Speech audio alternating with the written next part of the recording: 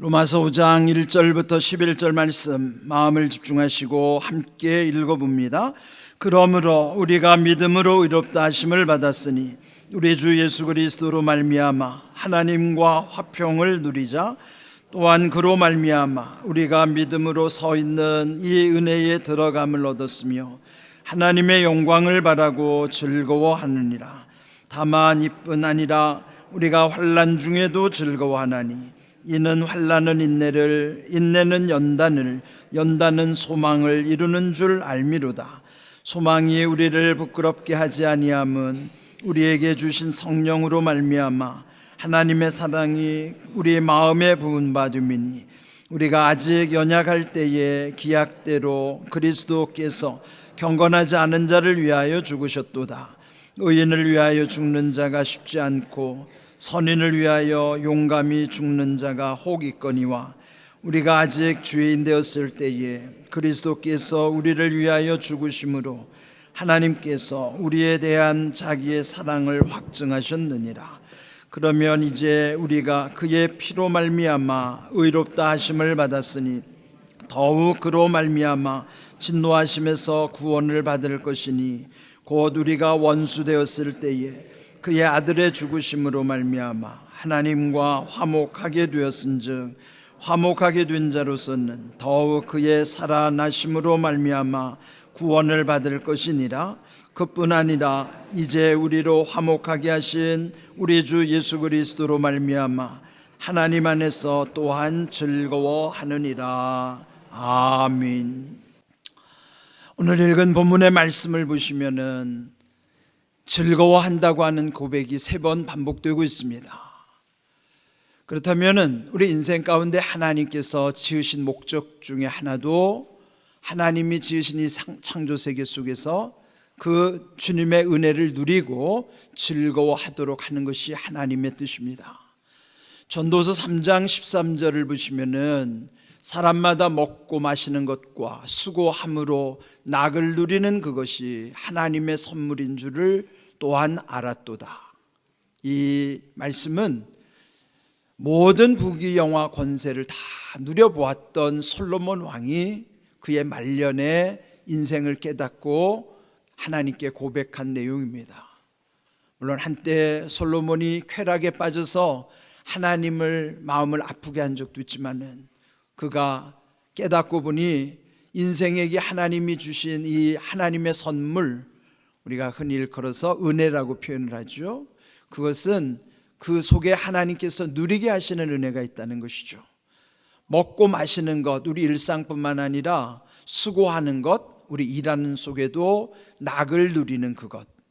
낙을 누린다는 것은 즐긴다는 것이에요. 그렇게 우리가 즐거워하도록 또 누리는 은혜를 우리 가운데 주셨습니다.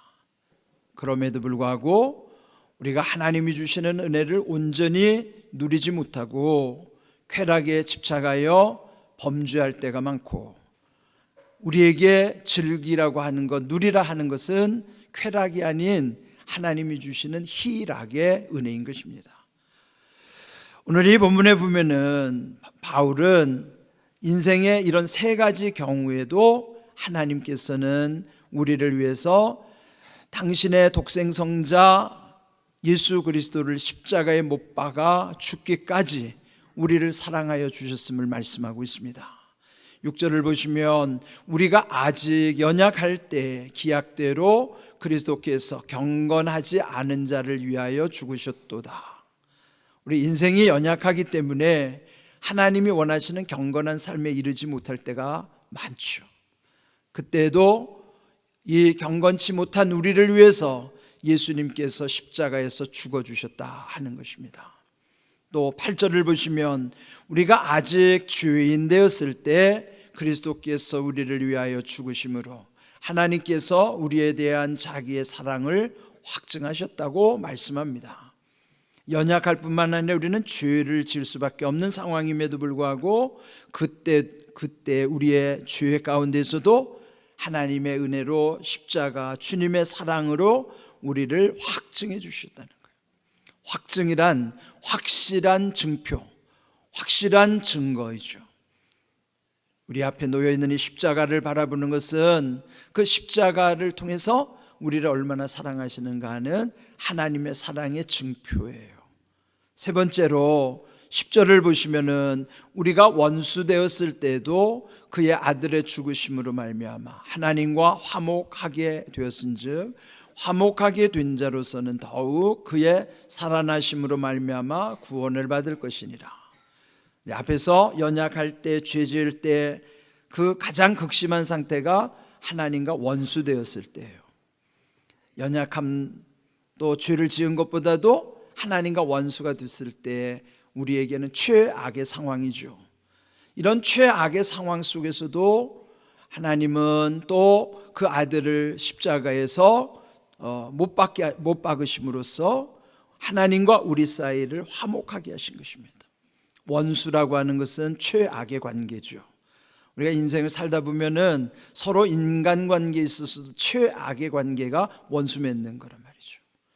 그런데 하나님과 우리 사이에 그렇게 원수가 되어서 완전히 단절된 상황인데도 십자가에서 그 우리의 죄의 대가를 지불하심으로 끊어졌던 관계를 십자가로 이어주신 거예요. 그러면 십자가는 하나님과 우리 사이를 연결해 주시는 다리와 같은 역할을 하는 것이죠. 그 최악의 상황에서도 우리를 위해서 아들이 죽게 하신 것, 그런데 더욱 그의 살아나심, 이것은 부활이죠. 십자가를 통해서도 하나님의 사랑을 확증하셨는데 또 예수님의 부활을 통해서 우리에게 구원도 확증해 주셨다고 하는 것. 이 부활은 우리가 경험할 수 있는 최고의 것이라면 십자가는 우리 인생의 최악의 상황이에요. 그렇다면 십자가와 부활이라고 하는 것은 우리에게 주시는 최악의 상황에서 그것을 끊어주시는 반전의 은혜일 뿐만 아니라 그로 인하여 부활의 영광을 바라보면서 구원을 얻을 수 있도록 은혜 베풀어 주셨다 하는 것입니다. 그렇다면 이 십자가 속에는 여기에 말씀드린 세 가지를 예수님이 다 담당하신 거예요. 우리의 연약함도 담당하셨고 우리의 죄도 담당하셨고 최악의 상황에서 하나님과 끊어졌던 원수와의 관계도 회복시켜 주시는 은혜, 그것이 십자가의 사랑이고 하나님 우리에게 보여주신 확실한 증거라고 하는 것입니다. 그럼으로써 이제 1절의 말씀처럼 하나님과 우리는 화평을 누리는 관계가 된 것이에요. 그러므로 우리가 믿음으로 의롭다 하심을 받았으니 우리 주 예수 그리스도로 말미암아 하나님과 화평을 누리자. 화평은 우리가 흔히 사용하는 샬롬이에요. 샬롬은 하나님과의 바른 관계 회복과 또 하나님이 그 샬롬을 통해서 우리에게 은혜와 복을 더하여 주시는 것입니다. 그렇게 될 수 있었던 것은 그 주님의 십자가 사랑을 믿었기 때문에 우리의 죄 가운데 죄인을 의롭다고 여겨주시는, 믿음으로 의롭다고 하시는 은혜로 말미암아 하나님과 우리 사이는 화평에 이루어진 거예요. 그런데 하나님과 우리와 화평의 관계는 또 사람들과 사이에서도 화평의 관계로 이어지게 하십니다. 우리가 이제 서로 친하게 지내다가도 때로 서로 마음이 거리끼는 일이 생기잖아요. 뭔가 서로 약속을 안 지켰다든지 거짓을 말했다든지 그러면 서로 만나는 것이 불편해져요. 그리고 만나더라도 피해가게 되고 시선도 주지 않게 되고 뭔가 마음이, 우리가 속된 말로 표현하면 마음에 캥기는 일들이 생긴다고요. 그런데 제일 중요한 것은 하나님과의 관계에 있어서 우리 마음이 늘 화평한가를 돌아봐야 되는 거예요. 우리 주님 앞에 나올 때는 마음에 평안함을 주시는 거예요. 그래 우리 안에 모든 얽매여 있던 것, 눌려 있던 것, 갇혀 있던 것, 이런 우리 상한 심령을 주님 앞에서 다 내어놓으면 주님은 그 모든 묶여 있는 것들을 다 끊어주시는 거예요. 그것이 해방의 은혜입니다. 그때 우리는 자유함을 누리게 되고요, 그 마음의 평안함 속에 기쁨과 감사가 충만해지는 것입니다. 그런데 이런 은혜, 과연 내가 하나님과의 화평의 관계가 있는가? 거리낌이 없는가? 우리가 의로워서가 거리낌이 없는 게 아니에요. 죄를 지었음에도 불구하고 그 죄까지도 하나님께 내어놓을 수 있기 때문에 거리낌이 없는 관계가 되는 것입니다. 그런 친밀함의 관계 속에서 하나님과 우리 사이에는 화평의 관계를 누리게 하시는 것입니다. 그 다음 2절을 보시면은 또한 그로 말미암아 우리가 믿음으로 서 있는 은혜에 들어감을 얻었으며 하나님의 영광을 바라고 즐거워하느니라. 네, 여기 그로 말미암아라는 것은 예수님으로 말미암아예요. 2주 전에 말씀드린 것처럼 말미암아라는 것이 좋은 원인일 때는 덕분에라고 표현하고 안 좋은 원인일 때는 때문에라고 우리가 흔히 표현하죠. 그렇다면 여기에 그 예수님으로 말미암아라는 말씀, 예수님 덕분에 우리가 믿음으로 서 있는 이 은혜에 들어오게 됐고 하나님의 영광을 바라는 중에 즐거워하게 되는 것이다. 우리가 낙을 누리게 하시고 또 즐거워할 수 있는 이유는 주님으로 인하여 은혜에 들어옴으로써 하나님의 영광을 바라볼 때 그때 즐거워할 수 있다는 비결을 말씀해 주시는 것이죠. 뿐만 아니라 3절에는요 또 환난 중에도 즐거워한다고 그랬어요. 여러분, 환난이라고 하는 것, 여기 영어로 suffering이라고 하는 것은요 크고 작은 고난이에요. 어떤 염려, 걱정, 근심하는 문제뿐만 아니라 오늘 우리의 찬양대에서 고백한 것처럼 어떤 실패할지라도 그런 어떤 어려움을 당할 때에 그 당한 것만으로는 그 고난, 환난 자체가 기쁨이 될 수가 없어요. 어떻게 환난을 즐길 수가 있습니까? 그런데 여기서 환난을 즐기라고 하는 이유는 환난을 통해서 인내의 과정과 연단과 소망에 이르게 하시는 하나님의 은혜가 있기 때문이에요. 인내라 하는 것은요 참고 견디는 것이죠. 운동을 안 하시던 분들이 갑자기 운동하다 보면 그 다음날 온몸이 막 아프죠. 근육이 땡기고. 근데 그거를 참아내고 계속 꾸준히 운동을 하면 어느 순간부터는 안 아프죠. 왜 그래요? 근육이 생긴 거예요. 근데 그보다 좀 더 심한 운동을 하면 또 그 과정을 또 거칠 수밖에 없습니다. 그러나 그런 과정을 이겨낼수록 근육이 더 강화되고 나는 더 강해지는 거예요. 그와 같이 영적인 근육이 그냥 생기지 않아요. 영적인 근육은 고난을 통과할수록 영적 근육이 강해지는 거예요. 그래서 우리에게 주시는 이 고난은 영적으로 강하게 하시기 위함이에요. 그래서 인내를 통해 그 다음 연단을 이루게 되는 거예요. 여기 연단의 이 영어 캐릭터라는 건요 성품, 성격을 의미하기도 합니다. 그러면 인내할수록 우리의 성품이나 성격도 단련되어진다는 것이죠. 여러분 주변에 큰 고난을 이겨내신 분들 중에는요 오히려 인격이 성숙하여서 또 많은 사람들에게 귀감이 되는 분들이 있을 것입니다. 그리고 그 단련된 인격 성품 속에 그 다음에 또 영원한 소망을 이루어 가게 하시는 거예요. 이 캐릭터라고 하는 것은 예수님의 성품을 닮아서 마침내 소망이라는 것은 부활의 영광을 의미하는 것이에요.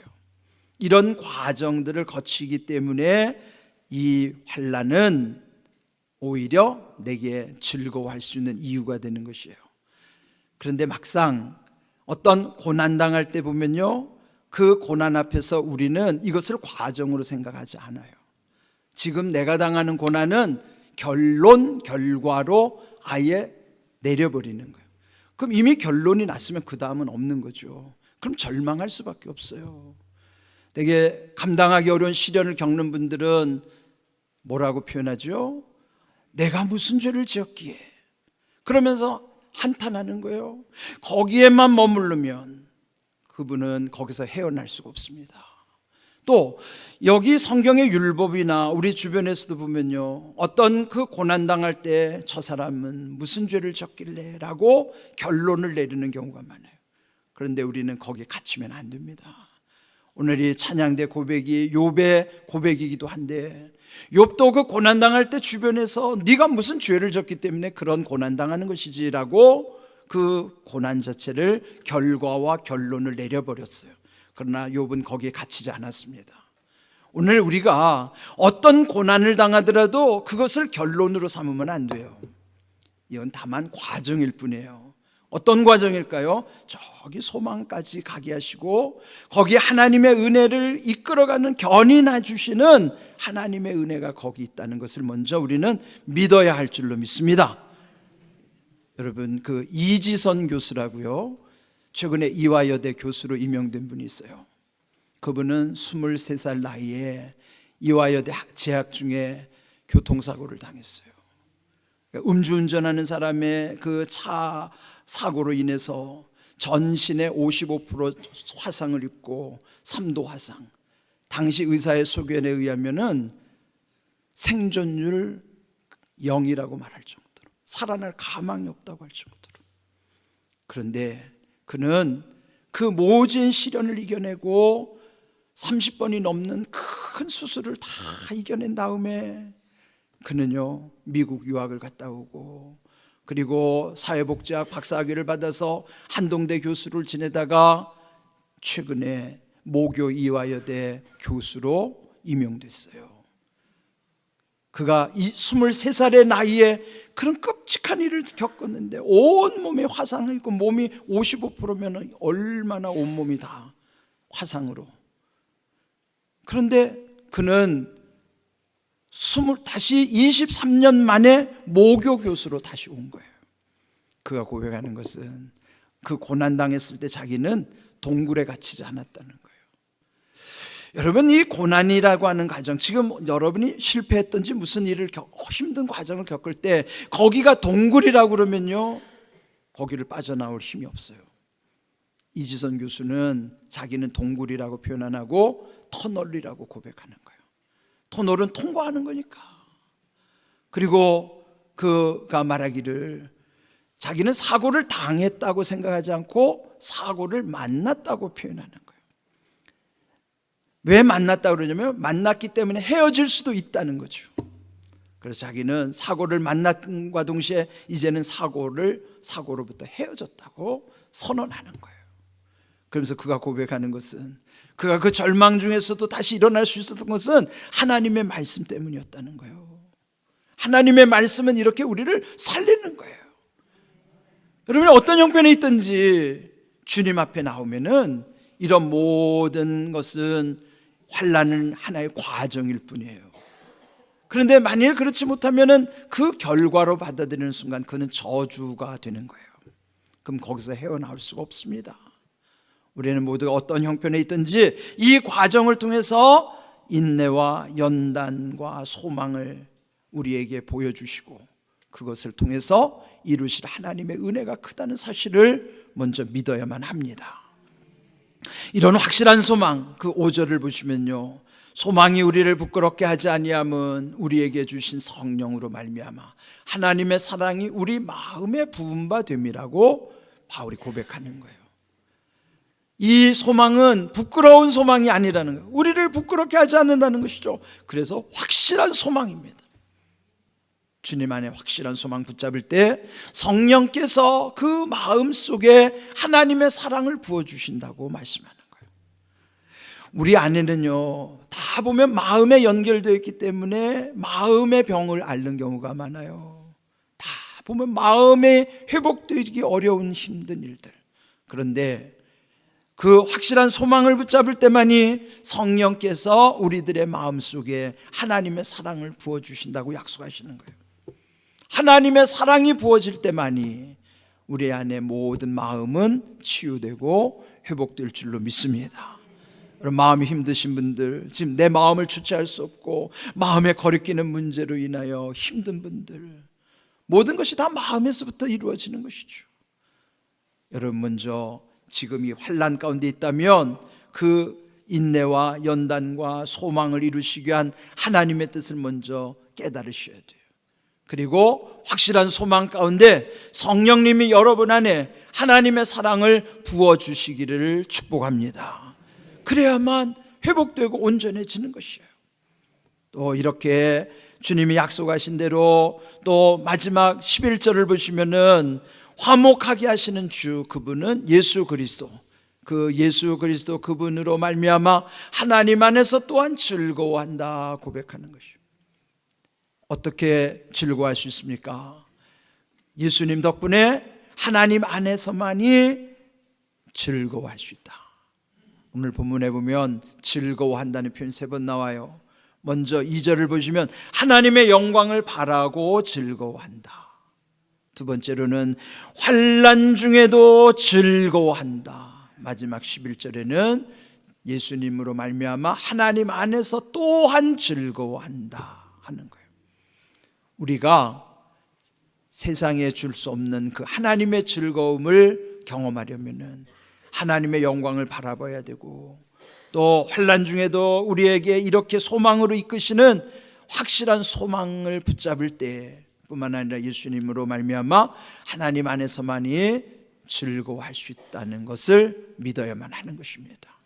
오늘 주신 말씀을 제가 제목을 조금 비틀었어요. 여기 원문에는 환난 중에도 즐거워하나니라고 그랬어요. 제목은 환난 중에도 즐거워하다니. 제가 조금 비틀어서 제목을 정한 까닭은, 먼저 이 성경에 기록된 것은 우리의 간증이어야만 하기 때문이에요. 바울이 경험한 대로 우리 성도들이 경험하는 바, 환난 중에도 즐거워한다는 것이 자기 고백이어야 돼요.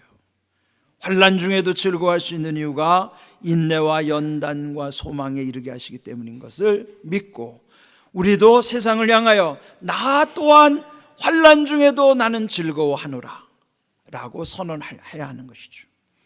그런데 세상 사람들은 그를 이해할 수 없죠. 그때 세상 사람들이 하는 말이 환난 중에도 즐거워하다니, 그는 세상의 반응이에요.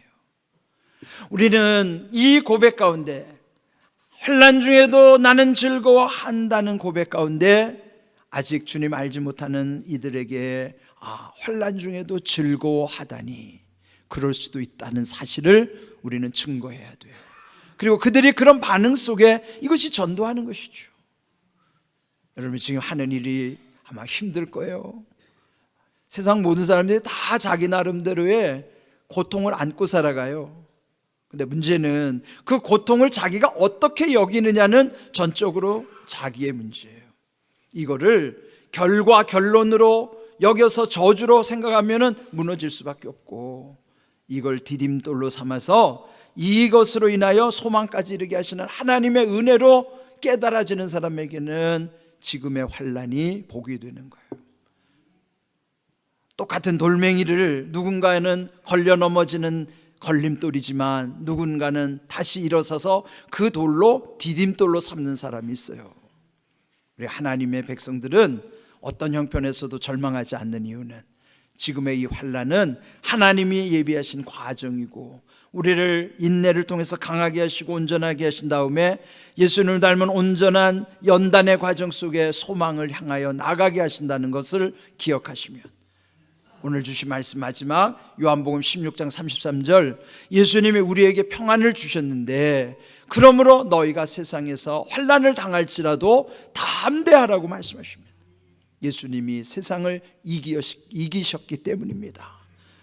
대개 보면 하나님이 주시는 평안함이 있을 때만이 세상을 향하여 담대할 수 있어요. 그런데 내 마음이 불안하면 세상은 두려울 수밖에 없습니다. 평안하면 담대하지만 불안하면 두려운 거예요. 그것은 자기의 믿음의 결과, 믿음에 따라서 달라지는 겁니다. 여러분 세상을 향하여 담대하시기를 바랍니다. 그러면 주님이 주시는 평안을 여러분 마음에 경험하셔야 돼요. 오늘 이 십자가 사랑, 주님이 우리를 위해서 죽으신 그 십자가 사랑을 바라보면서 그 영원한 소망을 붙잡으셔야 됩니다. 그럴 때 나도 바울처럼 고백하는 거예요. 나도 환난 중에 즐거워하나니, 세상 사람들은 환난 중에도 즐거워하다니 라며 반응을 보일 것입니다. 이런 귀한 은혜 가운데 우리의 마음에 주시는 평안함으로 세상의 모든 두려움을 이기고 담대한 믿음으로 살아갈 수 있기를 주님의 이름으로 축복합니다. 아멘.